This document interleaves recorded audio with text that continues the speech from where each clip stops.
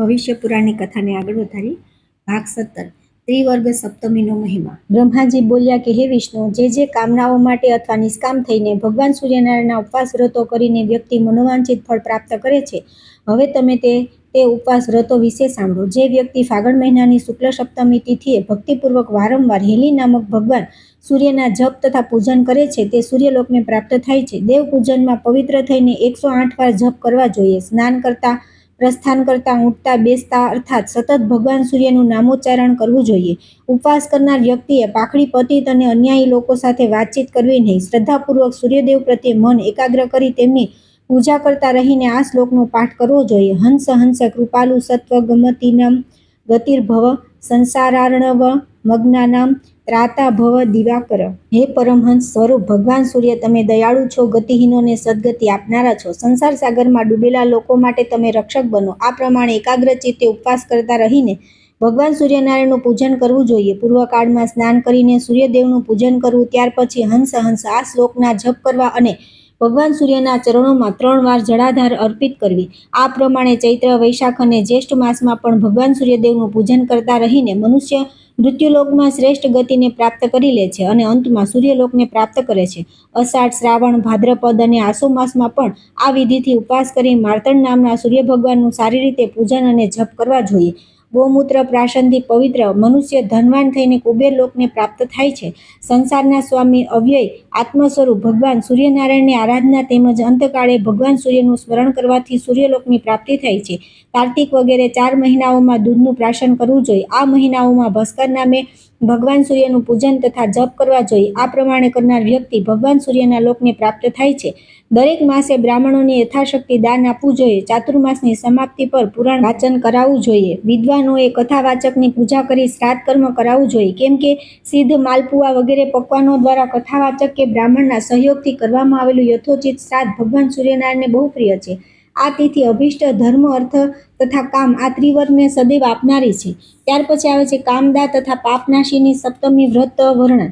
બ્રહ્માજી બોલ્યા કે હે વિષ્ણુ, ફાગણ માસના શુક્લ પક્ષની સપ્તમીએ ઉપવાસ કરી ભગવાન સૂર્યનારાયણની વિધિવત પૂજા કરવી જોઈએ.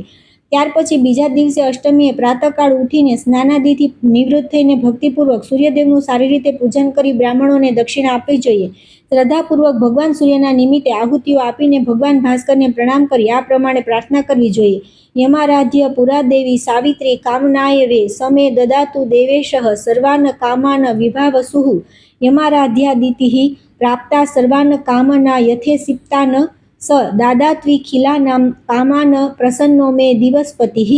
ભ્રષ્ટરાજ્યસ્ય દેવેન્દ્રો યમભ્યર્ચય દિવસ્પતિઃ કામાન સંપ્રાપ્તવાન રાજ્યમ સમે કામમ પ્રયચ્છુ.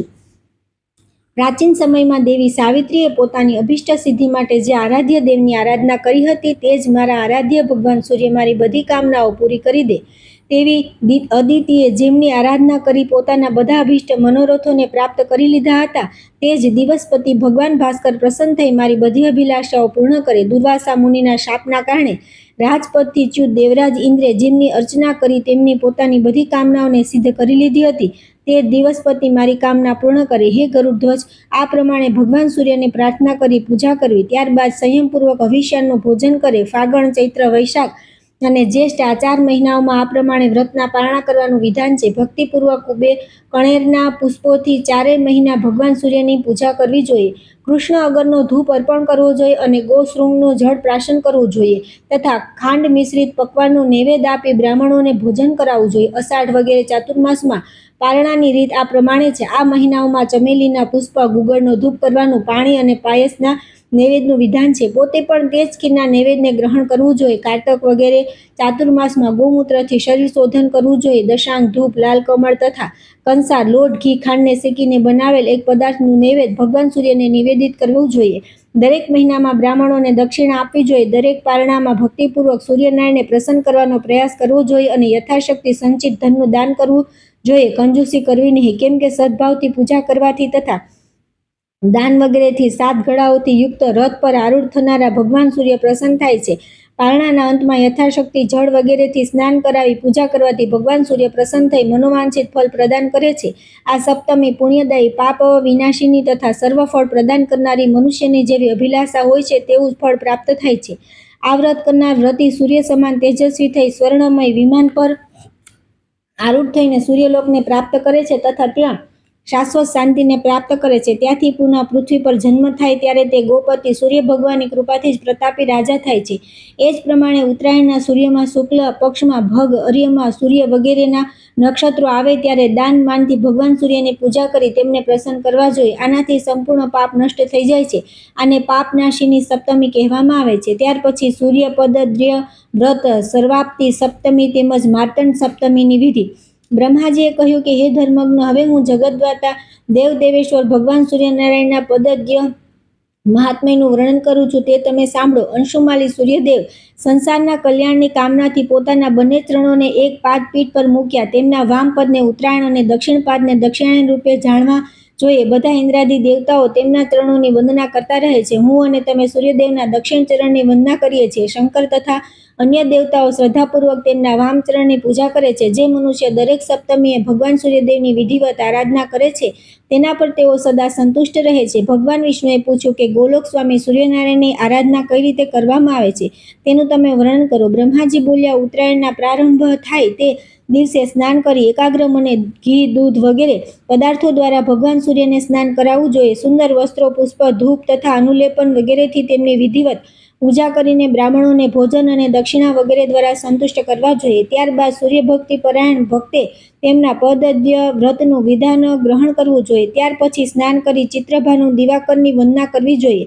ખાતા, ચાલતા, સૂતા, જાગતા, પ્રણામ કરતા, હવન અને પૂજા કરતા સમયે ભગવાન ચિત્રભાનુના જપ કરતા રહીને દરરોજ તેમના નામ કીર્તનના ત્યાં સુધી જપ કરવા જોઈએ જ્યાં સુધી દક્ષિણાયનનો સમય ન આવી જાય. તેમની પ્રાર્થના આ પ્રમાણે કરવી જોઈએ. પરમાત્મમયમ બ્રહ્મં ચિત્રભાનુમયમ પરમ યમંતે સમસ્રયામિ સમે ભાનુ પરાગતિ. ચિત્રભાનુ પરમાત્મામય પરમ બ્રહ્મ છે, જેમનું અંતકાળમાં હું સારી રીતે સ્મરણ કરીશ, કેમ કે તે જ સૂર્યનારાયણ મારી પરમ ગતિ છે. આ પ્રમાણે સ્તુતિ કરીને ભગવાન સૂર્યના 6 માસિક વ્રતને ત્યાં સુધી કરવું જોઈએ જ્યાં સુધી દક્ષિણાયન પૂર્ણ રૂપે આવી ન જાય. ત્યારબાદ યથાશક્તિ બ્રાહ્મણોને ભોજન કરાવી ભગવાન માર્તંડની સામે પુણ્યકથા અને આખ્યાનનો પાઠ કરવો જોઈએ. ભક્તિપૂર્વક યથાશક્તિ વાચક અને લેખનનું પૂજન પણ કરવું જોઈએ. આ પ્રમાણે જે મનુષ્ય આ વ્રત કરે છે તેને તે જન્મમાં બધા પાપોથી મુક્તિ મળી જાય છે. જો આ 6 માસ દરમિયાન જ વ્રતીનો દેહાંત થઈ જાય તો તેને પૂર્ણ ઉપવાસનું ફળ પ્રાપ્ત થાય છે. આ ઉપરાંત તેને ભગવાન સૂર્યનારાયણના ચરણદ્વય પૂજનનું ફળ પણ મળે છે. બ્રહ્માજી ફરી બોલ્યા કે માઘ માસના કૃષ્ણ પક્ષની સપ્તમીને સર્વાપ્તિ સપ્તમી કહે છે. આ વ્રત કરવાથી તમામ અભિલાષાઓ પૂર્ણ થઈ જાય છે. આ વ્રતમાં પાખંડી તથા દુરાચારીઓ સાથે ચર્ચા ન કરવી અને એકાગ્રતાપૂર્વક વિનમ્ર ભાવે તે જ ભગવાન સૂર્યનું પૂજન કરવું. માઘ વગેરે 6 મહિનામાં પ્રત્યેક સંક્રાંતિને પારણા માનવામાં આવી છે. તે પ્રમાણે માઘ વગેરે 6 મહિનામાં ક્રમશઃ માર્તંડ, ચિત્રભાનુ, વિભાવસુ, ભગ અને હંસ આ 6 નામ કહ્યા છે. પૂરા 6 મહિનામાં ઘી, દૂધ વગેરે પંચગવ્ય પદાર્થોને સ્નાન અને પ્રાશન માટે શ્રેષ્ઠ તેમજ પાપનાશક માનવામાં આવ્યા છે. આ વ્રતમાં તેલ અને ખારા પદાર્થ ગ્રહણ ન કરવા, રાત્રે જાગરણ કરવું, સંસારમાં બધું જ ઉપલબ્ધ કરાવનારી આ તિથિ સર્વાર્થાપ્તિ સપ્તમીના નામે પ્રસિદ્ધ છે. હે અનઘ, હવે હું કલ્યાણપ્રદ માર્તંડ સપ્તમીનું વર્ણન કરું છું. આ વ્રત પોષ માસના શુક્લ પક્ષની સપ્તમીએ કરવામાં આવે છે. આના સમ્યક અનુષ્ઠાનથી અભિષ્ટ ફળ પ્રાપ્ત થાય છે. આ દિવસે વ્રત રાખી માર્તંડ નામના ભગવાન સૂર્યનું પૂજન તેમજ નિરંતર જપ કરવા જોઈએ. બ્રાહ્મણની પણ વિશેષ શ્રદ્ધા ભક્તિથી પૂજા કરવી જોઈએ. આ પ્રમાણે શુદ્ધ મનથી બધા મહિનાઓમાં ઉપાસના કરી યથાશક્તિ બ્રાહ્મણોને ગાય વગેરેનું દાન આપવું જોઈએ. બીજા વર્ષમાં ઉપવાસ પૂર્વક યથાશક્તિ સૂર્યનારાયણને નિમિત્તે ગાય વગેરેનું દાન આપવાથી વ્રતી સાક્ષાત ભગવાન માર્તંડના લોકને પ્રાપ્ત થાય છે. આ માર્તંડ નામક સપ્તમીની નક્ષત્રો ઉપાસના કરીને જ દ્યુલોકમાં પ્રકાશિત થઈને આજે પણ સ્થિત દેખાય છે. ત્યાર પછી આવે છે અનંત સપ્તમી તથા અવ્યંગ સપ્તમીનું વિધાન. બ્રહ્માજીએ કહ્યું કે હે અચ્યુત, ભાદ્રપદ માસમાં શુક્લ પક્ષની સપ્તમી તિથિએ જીતેન્દ્રિય થઈને સપ્તસ્વાહન ભગવાન આદિત્યને પ્રણામ કરીને પુષ્પ, ધૂપ વગેરે સામગ્રીઓથી તેમનું પૂજન કરવું જોઈએ. પાખંડી વગેરે દુરાચારીઓ સાથે વાતચીત ન કરવી, બ્રાહ્મણને દક્ષિણા આપવી અને મૌનપૂર્વક રાત્રે ભોજન કરવું જોઈએ. આ વિધાનથી દૈનિક સમગ્ર ક્રિયાઓ કરતા સમયે ભગવાન આદિત્યનું નામ સ્મરણ કરતા રહી ક્રમશઃ 12 માસ સુધી વ્રત અને જગતગુરુ ભગવાન સૂર્યનું પૂજન કરવું જોઈએ. વ્રતના પારણામાં પુણ્ય પુરાણની કથાનું શ્રવણ કરવું, સૂર્યદેવને વ્રત પ્રસન્ન કરવા, એનાથી સ્વાસ્થ્ય લાભ થાય છે. આ સપ્તમીના દિવસે કથા સાંભળવાથી અનંત ફળોની પ્રાપ્તિ થાય છે. શ્રાવણ માસની શુક્લ સપ્તમીને અવ્યંગ સપ્તમી કહેવાય છે. આ દિવસે સપ્તસ્વાહન ભગવાન સૂર્યની પુષ્પ ધૂપાદિ દ્વારા પૂજા કરવી, પાખંડીઓ સાથે વાર્તા ન કરવી, નિયતાત્મા થઈને રહેવું, બ્રાહ્મણને દક્ષિણા આપી મૌન રહી રાત્રે ભોજન કરે, દર વર્ષે અવ્યંગ બનાવી તેમને નિવેદિત કરે, અવ્યંગ સમર્પણના સમયે વિવિધ પ્રકારના વાજિંત્રો વગાડવા જોઈએ, બ્રાહ્મણોએ વેદ મંત્રોનું ઉચ્ચારણ કરવું, જે પ્રમાણે શ્રાવણ માસમાં અન્ય દેવતાઓને પવિત્રાર્પણ કરવામાં આવે છે તે જ પ્રમાણે સૂર્યનારાયણને પણ પ્રત્યેક શ્રાવણ માસમાં અવ્યંગ અર્પણ કરવાનું વિધાન છે. આ પ્રમાણે દ્વાદશ માસ પર્યંત આ વ્રત કરવું જોઈએ. અંતમાં પારણા કરવા જોઈએ અને બ્રાહ્મણોની યથાશક્તિ ભોજન કરાવી દક્ષિણા આપવી જોઈએ. જે મનુષ્ય પવિત્ર થઈને વ્રત કરીને સૂર્યનારાયણની આરાધના કરે છે તે વનમાલી ભગવાન સૂર્યદેવના પરમપદને પ્રાપ્ત થાય છે. ત્યાર પછી આવે છે સૂર્ય પૂજામાં ભાવ શુદ્ધિની આવશ્યકતા તથા ત્રિપ્રાપ્તિ સપ્તમી વ્રત. બ્રહ્માજી બોલ્યા કે હે ગરુડધ્વજ, ભક્તિપૂર્વક શુદ્ધ હૃદયથી માત્ર જળ અર્પણ કરીને પણ સૂર્ય ભગવાનની પૂજા કરવાથી દુર્લભ ફળ પ્રાપ્ત થાય છે. રાગ દ્વેષાદિ રહિત હૃદય,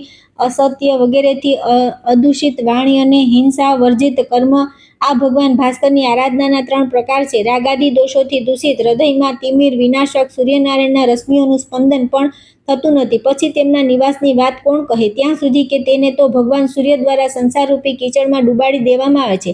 જે પ્રમાણે ચંદ્રમાની કળા અંધકારને દૂર કરવામાં સંપૂર્ણપણે સફળ થતી નથી, તે જ પ્રમાણે હિંસાદિથી દૂષિત કર્મ દ્વારા સૂર્યનારાયણની પૂજા દ્વારા સફળતા મળી શકતી નથી. ચિત્તની અપ્રસન્નતાના કારણે પણ મનુષ્ય સૂર્યદેવને પ્રાપ્ત કરી શકતો નથી. તેથી સત્ય સ્વભાવ, સત્ય વાક્ય અને અહિંસક કર્મથી સ્વાભાવિક જ ભગવાન આદિત્ય પ્રસન્ન થાય છે. જો મનુષ્ય કલુષિત હૃદયે ભગવાન દેવેશને બધું જ આપી દે તો પણ તે દેવેશ્વર ભગવાન દિવાકરની આરાધના થતી નથી. તેથી તમે પોતાના હૃદયને નિર્મળ બનાવીને ભગવાન ભાસ્કરને તે અર્પણ કરો.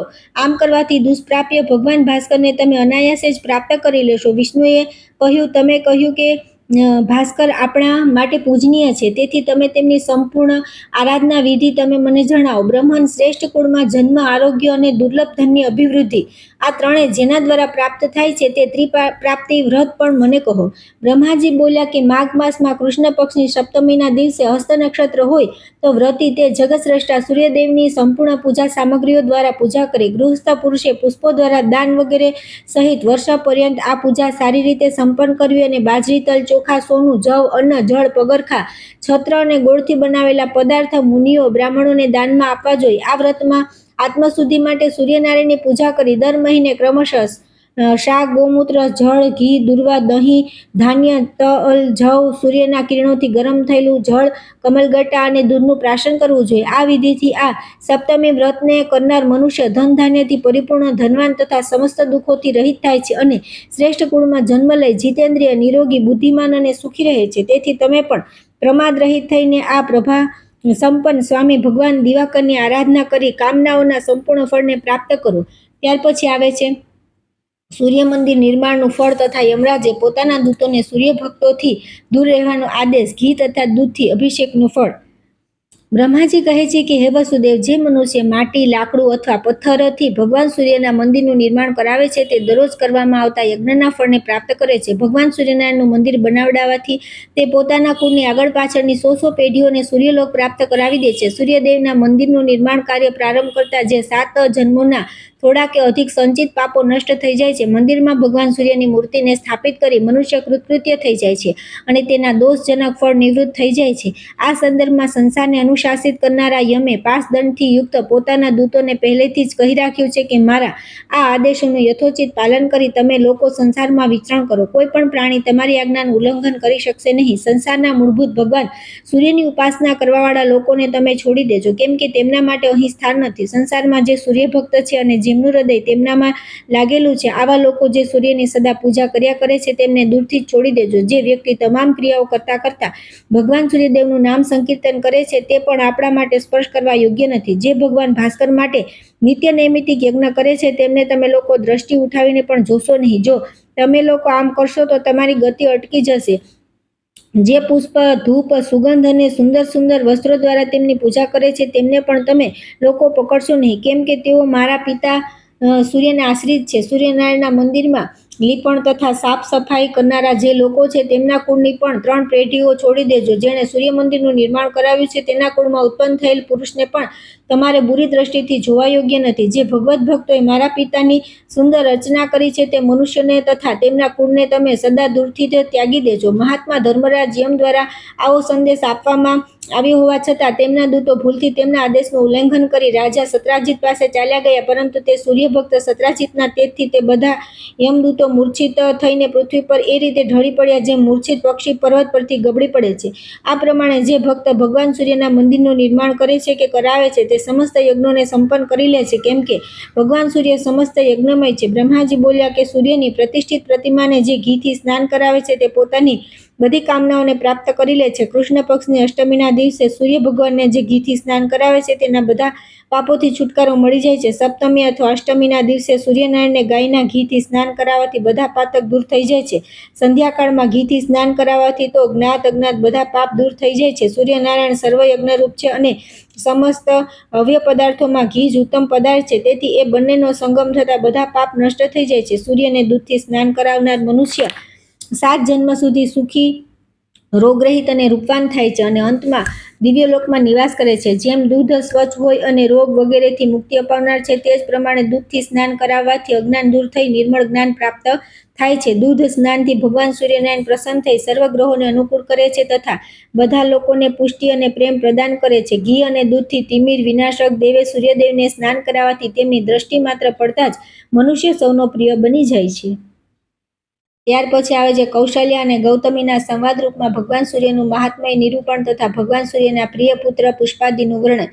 બ્રહ્માજી બોલ્યા કે હે જનાર્દન, દેવલોકમાં ગૌતમી અને કૌશલ્યાનો સૂર્ય વિશે એક પુરાતન સંવાદ પ્રસિદ્ધ છે. એકવાર ગૌતમી બ્રાહ્મણીએ સ્વર્ગમાં પોતાના પતિની સાથે અતિશય રમણીય કૌશલ્યાને જોઈ આશ્ચર્યચકિત થઈને પૂછ્યું કે કૌશલ્ય, સ્વર્ગમાં નિવાસ કરનાર સેંકડો દેવતા, અનેક દેવાંગનાઓ એ જ પ્રમાણે સિદ્ધો અને તેમની પત્નીઓ વગેરે પણ છે, પરંતુ તેમનામાં ન આવી ગંધ છે, ન આવી કાંતિ, ન આવું રૂપ છે. ધારણ કરેલા વસ્ત્ર તથા આભૂષણ પણ આવા સુશોભિત નથી થઈ રહ્યા જેવા કે તમે બંને સ્ત્રી પુરુષના થઈ રહ્યા છે. તમે બંને એવું કયું તપ, દાન અથવા હોમ કર્યું છે કે જેનું આ ફળ છે? તમે તેનું વર્ણન કરો. કૌશલ્યા બોલી કે હે ગૌતમી, અમે બંને યજ્ઞેશ્વર ભગવાન સૂર્યનારાયણની આરાધના કરી છે. સુગંધિત તીર્થ જળથી તથા ઘીથી તેમને સ્નાન કરાવ્યું છે. તેમની જ કૃપાથી અમે સ્વર્ગ, નિર્મળ કાંતિ, પ્રસન્નતા, સૌમ્યતા તથા સુખ પ્રાપ્ત કર્યું છે. અમારા લોકો પાસે જે પણ આભૂષણ, વસ્ત્ર, રત્ન વગેરે પ્રિય વસ્તુઓ છે તે બધી અમે ભગવાન સૂર્યને અર્પણ કર્યા બાદ જ અમે ધારણ કરીએ છીએ. સ્વર્ગ પ્રાપ્તિની અભિલાષાથી અમે બંને ભગવાન સૂર્યની આરાધના કરી હતી અને તે આરાધનાના ફળ સ્વરૂપે જ અમે આ સ્વર્ગનું સુખ ભોગવી રહ્યા છે. જે નિષ્કામ ભાવે સારી રીતે ભગવાન સૂર્યની ઉપાસના કરે છે તેને ભગવાન સૂર્ય મુક્તિ પ્રદાન કરે છે. ત્રિલોકના સૃષ્ટિકર્તા સવિતાની તૃપ્તિથી જ બધું પ્રાપ્ત થાય છે. બ્રહ્માજી બોલ્યા કે હે વિષ્ણુ, માર્તંડ ભગવાન સૂર્યની આરાધનાથી મેં પણ અભિષ્ટ કામનાઓને પ્રાપ્ત કરી છે, જે અનંતકાળ સુધી રહેવાવાળી છે. ચંદન, અગર, કપૂર, કુમકુમ તથા ઉસીરથી જે ભગવાન સૂર્યની પૂજા કરે છે તેના પર પ્રસન્ન થઈ ભગવાન સૂર્ય તેને લક્ષ્મી પ્રદાન કરે છે. કાળું ચંદન, તુરસ્ક, એક ગંધ દ્રવ્ય, લાલ ચંદન, ગંધ, વિજય ધૂપ તથા બીજા પણ જે ઇષ્ટ પદાર્થ હોય તે ભગવાન સૂર્યને અર્પણ કરવા જોઈએ. માલતી, મલ્લિકા, જુહી, અતિમુક્તક, પાટલા, કરવીર, જપા, કુમકુમ, તગર, કર્ણિકા, ચંપક, કેતક, કેવડો, કુંદક, અશોક, તિલક, લોધ્ર, કમળ, અગસ્તી, પલાશ વગેરેના પુષ્પ ભગવાન સૂર્યદેવને વિશેષ પ્રિય છે. બિલીપત્ર, શમીપત્ર, ભૃંગરાજ પત્ર, તમાલપત્ર વગેરે ભગવાન સૂર્યને પ્રિય છે, તેથી આ બધા ભગવાન સૂર્યને અર્પણ કરવા જોઈએ. કૃષ્ણા, તુલસી, કેતકીના ફૂલ અને પાન તથા લાલ ચંદન અર્પણ કરવાથી ભગવાન સૂર્ય તરત પ્રસન્ન થઈ જાય છે. નીલકમળ, શ્વેતકમળ અને બીજા અનેક સુગંધિત પુષ્પ ભગવાન સૂર્યને ચડાવવા જોઈએ, પરંતુ કુટર, શાલ્મલી અને સુગંધરહિત પુષ્પ સૂર્યને ચડાવવા નહીં. એ ચડાવવાથી દારિદ્ર્ય, ભય અને રોગની પ્રાપ્તિ થાય છે. જેમનો નિષેધ ન હોય તે જ પુષ્પ ભગવાનને ચડાવવા જોઈએ. ઉત્તમ ધૂપ, મૂરા, માસી, એક ગંધ દ્રવ્ય, કપૂર, અગર, ચંદન તથા બીજા સુંદર પદાર્થોથી ભગવાન વનમાળીની અર્ચના કરવી જોઈએ. વિવિધ રેશમી તથા કપાસ દ્વારા નિર્મિત ઉત્તરીય વગેરે વસ્ત્ર તથા જે પોતાને પ્રિય છે એવા વસ્ત્ર ભગવાન સૂર્યને અર્પણ કરવા જોઈએ. ફળ તથા નૈવેદ્ય વગેરે પણ જે પોતાને પ્રિય હોય તે જ આપવા જોઈએ. સોનું, ચાંદી, મણી અને મુક્તા વગેરે જે પોતાને પ્રિય હોય તે પણ ભગવાન સૂર્યને નિવેદિત કરવા જોઈએ. પોતાને ભાસ્કરના રૂપમાં માની બધી યજ્ઞ ક્રિયાઓ અવ્યક્ત રૂપ ભગવાન સૂર્યને નિવેદિત કરવી જોઈએ.